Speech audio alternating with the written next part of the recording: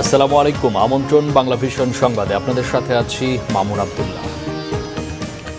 সারা দেশে অ্যাম্বুলেন্স ধর্মঘট প্রত্যাহার করেছে অ্যাম্বুলেন্স মালিক সমিতি। ৩০ দিনের মধ্যে দাবি পূরণের আশ্বাসে এমন সিদ্ধান্ত বলে জানানো হয়েছে সমিতির পক্ষ থেকে। মধ্যরাতে জরুরি বৈঠক শেষে সারা দেশে অনির্দিষ্টকালের অ্যাম্বুলেন্স ধর্মঘট প্রত্যাহারের ঘোষণা দেন অ্যাম্বুলেন্স মালিক কল্যাণ সমিতির নেতারা। ৫ দফা দাবিতে আজ বুধবার থেকে সারা দেশে অনির্দিষ্টকালের অ্যাম্বুলেন্স ধর্মঘট শুরু করার ঘোষণা দিয়েছিল ওই সমিতি। জনগুরুত্বপূর্ণ বিবেচনায় মধ্যরাতে মানিক মিয়া এভিনিউয়ের ন্যাম ভবনে শ্রমিক দলের প্রধান সমন্বয়ক ও সংসদ সদস্য শামসুর রহমান শিমুল বিশ্বাসের নেতৃত্বে অ্যাম্বুলেন্স মালিক সমিতি সহ বিভিন্ন দপ্তরের কর্মকর্তাদের বৈঠক হয়। অ্যাম্বুলেন্স মালিক সমিতির ৫ দফা দাবির বিষয়ে সরকার আগামী ১ মাসের মধ্যে সিদ্ধান্তে আসবে বলে জানান শিমুল বিশ্বাস। আলাপ আলোচনায় একমত হয়ে ইতিমধ্যে অ্যাম্বুলেন্স মালিক সমিতির পক্ষ থেকে তাদের প্রতিনিধি ফুয়াদ ভাই ধর্মঘট প্রত্যাহার ঘোষণা করেছেন।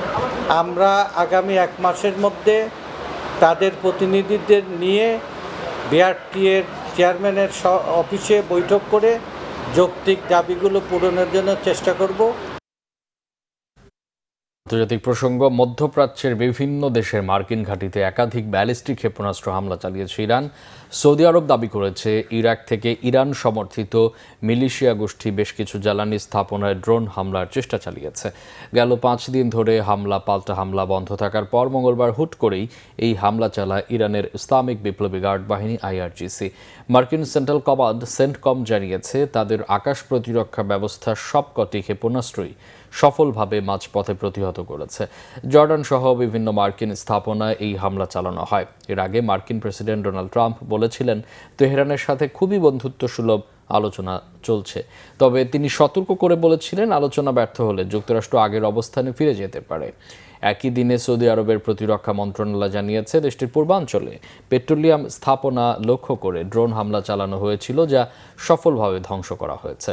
সৌদি আরবে হামলার জেরে মার্কিন ও সৌদি বিমান বাহিনী ইরাকের পূর্বাঞ্চলে ইরান সমর্থিত ইরাকি মিলিশিয়ার লক্ষ্যবস্তুতে হামলা চালিয়েছে। তবে তেহরান দাবি করেছে সৌদি আরবে অন্য দেশ থেকে ছাড়া ক্ষেপণাস্ত্রের সাথে কোনো ধরনের সম্পৃক্ততা নেই তেহরানের।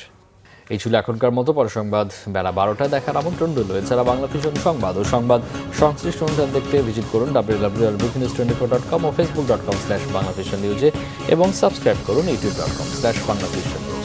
এতক্ষণ সাথে থাকায় অসংখ্য ধন্যবাদ।